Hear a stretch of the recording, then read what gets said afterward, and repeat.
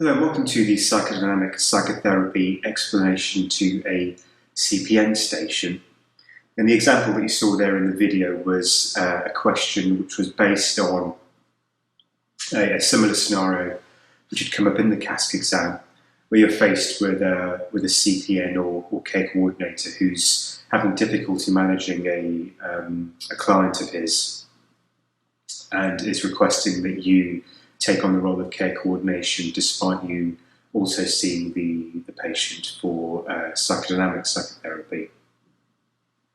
And so tests a number of different skills really in terms of eliciting information, eliciting concerns, and then providing an explanation to a CPN, and then also looking at offering potential solutions.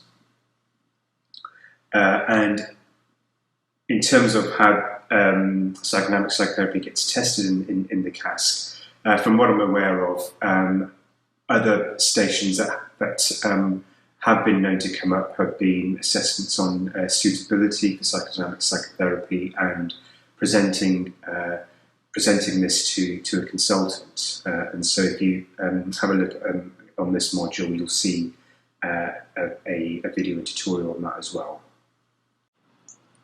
Two other psychodynamic related stations have also come up in the CASC, and I haven't yet done videos on that, but we'll be uploading them. And they're based on eliciting defense mechanisms from a patient, such as denial, projection, and displacement, and also you seeing a patient who wants to discontinue having psychodynamic psychotherapy with their therapist, and your role is to look at the reasons for that, and also attempt to see and get the patient to reflect on why that is, and how that could reflect on how they are dealing with other things in their life. So do be sure to look those up and practice those as well, but I will be uploading those in due course. So let's just move on and talk about how this particular interview was structured. So as you saw in the video, after I introduced myself and set the scene, we went on to looking at what the concerns had been with the care coordinator, and as you noted on the video, and this applies to all of the scenarios that you do face when you're in the CASC exam, is to always demonstrate empathy, demonstrate appropriate listening skills, and look like you care about what the person is saying. And you'll be surprised with that, when you do examine other candidates, or when you do see other doctors in these situations, they can look disinterested, or they can appear argumentative when they're faced with patients, relatives, and a care coordinator. So although it sounds an obvious thing that I'm saying, do demonstrate that you are interested in and involved in what the actor is saying. And then moving on to the concerns, and so obviously what we need to do is really find out what's happening. And so using open questions is obviously key here. And then one of the first things that I'd like to know if I was in a situation like this is, do we actually need to revisit the risk management plan for this particular patient? Is there an increased risk here? Does this patient need to come in? Does he need more further monitoring from our service? Or is the current risk management plan sound? And that's something that we'd identified that the CPN had said that there didn't really need to be any changes to the management plan, and it was containing him at the moment. And then what I wanted to do there was then just to confirm that the key outcome he wanted was to see whether the doctor or I in this particular video could take on the role of care coordination for him. And then we moved on to the explanation for that. And obviously the first thing that we would need to do is really to explain what psychodynamic psychotherapy is. And as with any other explanation or information giving stations in the CASC, you need to look at what their understanding of the subject is, and then you can tell your explanation to them. So in terms of psychodynamic psychotherapy, so could you tell me, have you ever heard of that before? And then, as you saw in the video, the key things to emphasise are that it's an evidence-based treatment for patients who suffer with a borderline personality disorder, and then a brief explanation of the pragmatics of it, the method that it's a pre-arranged time in the same place every week.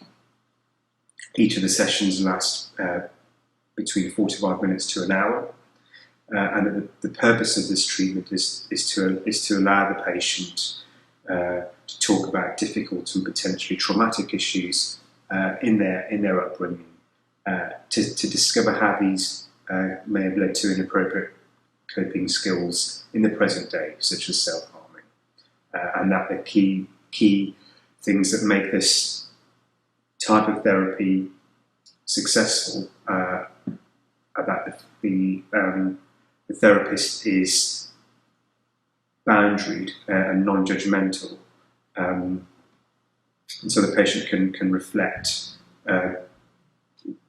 comfortably in that environment. And that if you're also acting as care coordinator, then that will obviously skew the boundaries and contaminate this therapeutic environment.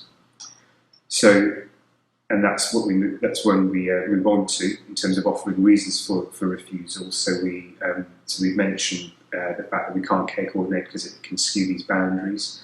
The other key thing to mention is that as you know, when patients who undergo psychodynamic psychotherapy in the early stages can find it quite difficult to deal with some of the emotions that start to surface, and so they start to act out, which is normal, and that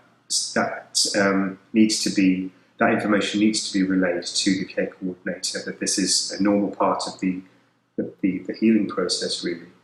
So that would be the key reasons for offering reasons for refusal. But then the important point at that point is to then go on to looking at potential solutions to offer to the CPN to deal with the current situation, and that's a very important aspect of this particular station, which some candidates have neglected. And therefore not done well on this station, and it's not just to say, well, I can't be his care coordinator, I'm sorry, thank you and goodbye. You don't want to be ending the station like that. You want to be demonstrating that you're wanting to help the members of your team, and so offering a professionals meeting, looking at potentially switching care coordinators or sharing the care coordination with another member of the team. And also, it's something I didn't do in the video, but emphasise the important role that the care coordinator has in the management of this case, which is an important thing to do, because it is obviously difficult. So encouragement and support are always very well received, very important, and obviously well received. Other things that came out in the video is the CPN said at one stage, "Oh, well, you don't know the half of it," and so I would take that as a verbal cue to say, "Well, is there anything else that you'd like to add, or is there anything else that we've missed?" So I hope that's a useful grounding from which to practice this particular station. And let's just go through the script for this particular station before we finish. So, hello Simon, my name is Dr. X, and as you know, I'm one of the psychiatrists that work here in the team. I understand that you've been having concerns with one of our patients, Mark. Could you share with me what those main concerns are?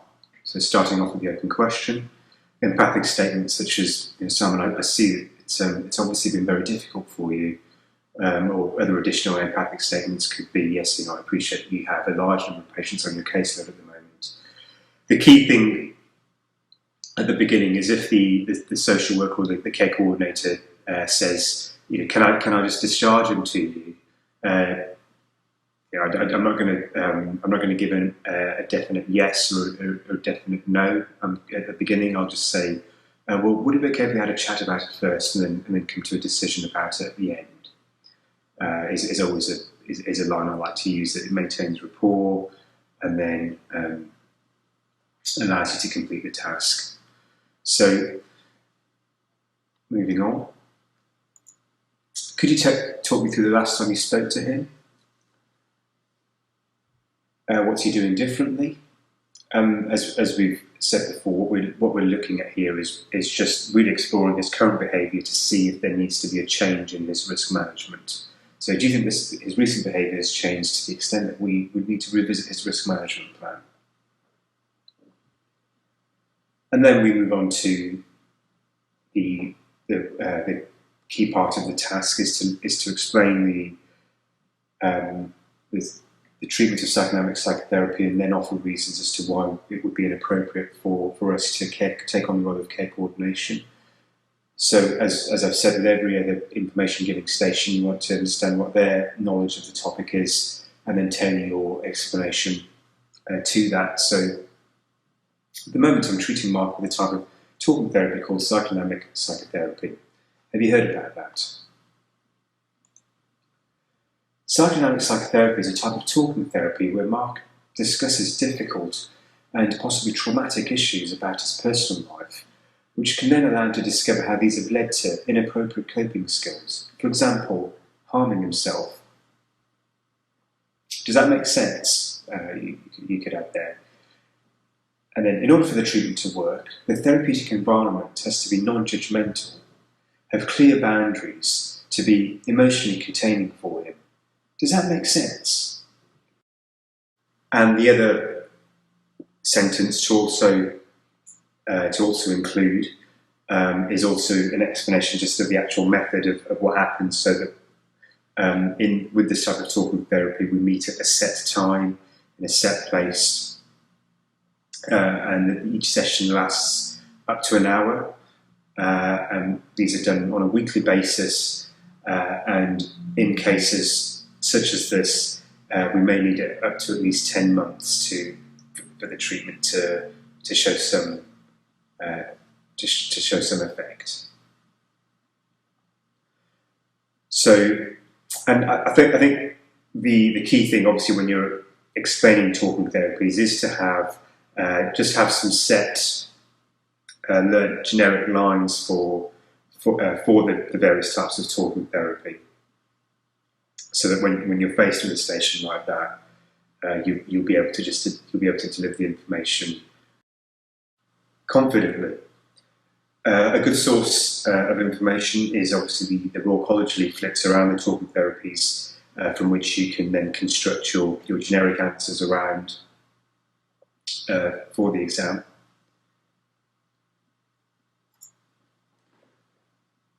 And then moving on, these are obviously just some sentences where we're offering our reasons for refusal. So if the therapist is also involved in care coordination, then this safe therapeutic environment will no longer exist, rendering his therapy ineffective. Does that make sense? And as you know, he's got this diagnosis of borderline personality disorder, and this type of talking therapy is the evidence-based treatment for it. And as this is the only form of treatment available for Mark at the moment, I'd have to decline being his care coordinator for those reasons.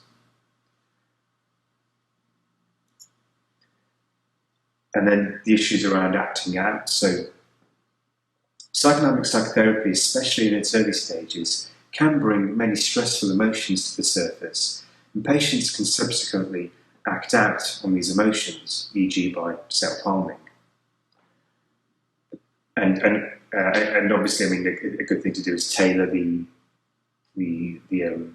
behaviours which the patient is displaying into your sentences. So if he's self-harming or overdosing, for example. The benefits may not be immediately apparent, and they can get worse before they get better as they learn to develop better coping strategies.